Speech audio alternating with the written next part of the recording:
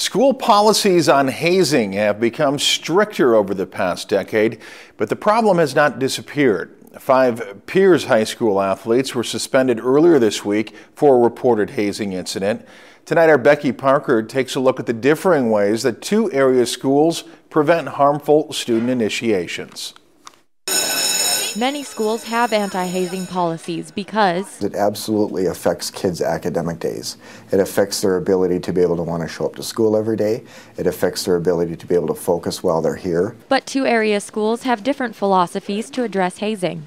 Brainerd High School officials communicate with students the school's strict policies and potential consequences. We really want to emphasize to kids that we're going to be preemptive with our bullying policies. If any kids have any concerns at all about something that might be going on with a classmate, we want them to talk to us ahead of time about what's going on before it escalates and it does turn into an incident where we do have hazing, harassment, or bullying. Those policies stemmed from an incident a few years ago when some students would bind others with duct tape. Once we started to emphasize those points that it wasn't okay and that we were going to address it with either consequences or conversation to make sure it didn't happen, it started to curb itself, and really we haven't had any incidences.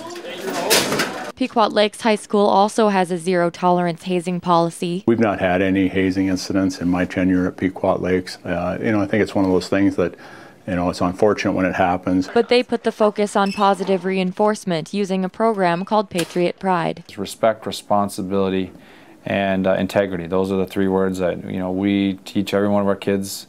Now it's going to be pre-K through 12. Pequot Lakes Principal Chip Rankin says putting the focus on rewarding positive behavior is one of the keys to discourage hazing. For us, like first quarter, perfect attendance, no tardies, we had a root beer float. I know no tardy party doesn't sound that cool, but in the past we haven't acknowledged those positive behaviors, and some kids might want that.